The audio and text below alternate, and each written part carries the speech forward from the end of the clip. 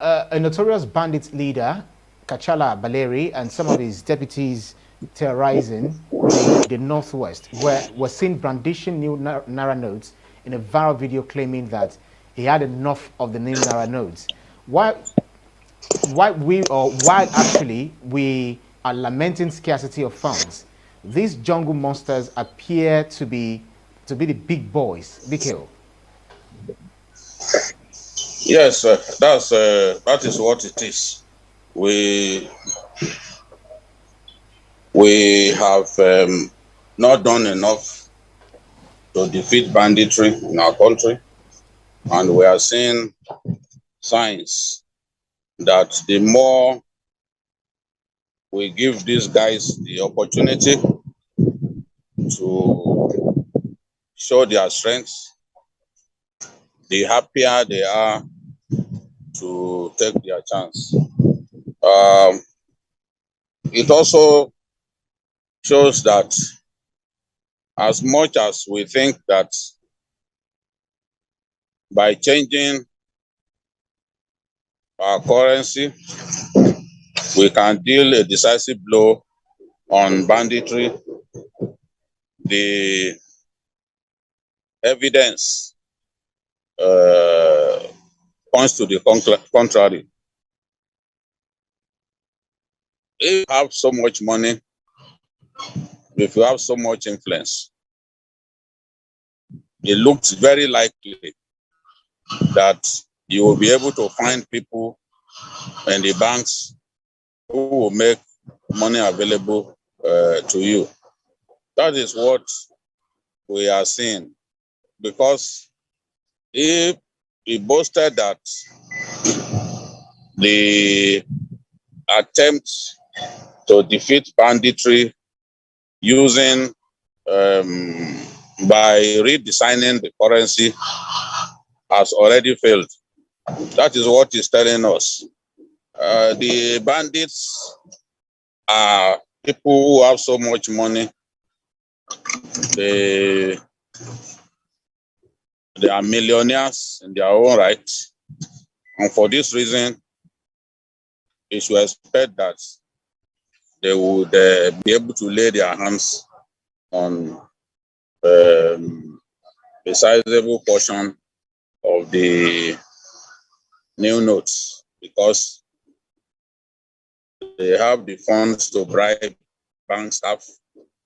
They have sponsors who are well-to-do. So for me, I'm not surprised. I have said repeatedly that it is not likely that we will be able to stop politicians, for example, from laying their hands on enough money to be able to bribe voters on election day. A lot of these politicians have shares in the banks. A lot of them have bank MDs as their friends. So if anyone thinks that by changing our currency, we'll be able to put an end to vote buying, then that person does not really know what he's saying. You can reduce vote buying, but you cannot, by changing your currency, eliminate vote buying. We should be thinking of how we can put an end, a complete end to vote buying, not merely reducing it. And I know that a time will come when politicians won't be able to offer Nigerians money for their votes, when Nigerians will turn down attempts to get them to sell their conscience in exchange for money. So it's shameful that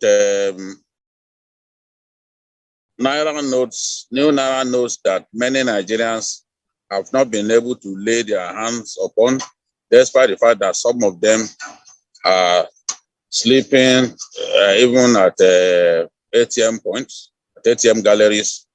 Somebody who is resident in the forests already has access to such money. Of course, a lot of these bandits also have access to foreign currency. Because if you recall, the bandits who kidnapped those train passengers, the terrorists who kidnapped them, they demanded for foreign currency. And with the foreign currency, they can get as many Naira notes as they want. If party goers can offer so much money just to buy the new Naira notes to spray at their parties, why should anybody think that bandits with the resources at their disposal will not be able to lay their hands on these new notes? As I've said repeatedly, this policy that Emefiele and the president have come up with, we only suffer the poor in our society. The rich people will find a way to get by. It is the poor that will continue to suffer. Politicians will find a way to lay their hands on money with which they can buy people's votes. And as Malam Rufai said on journalist hangout, it is not with the Nigerian currency alone that you can buy votes. In the far north, in the border towns, for example, you can buy votes with SEFA, with their currency, which a lot of the border towns in Nigeria are familiar with. You can buy votes with SEFA, and at the end of the election, they can then convert the SEFA to Naira. So the way things are going, even that policy has not achieved the aim for which it is meant. Big politicians, whether it's Atiku or Tinubu or Peter Obi, will find the money that they need to run their election, will find the money that they need to mobilize the voters.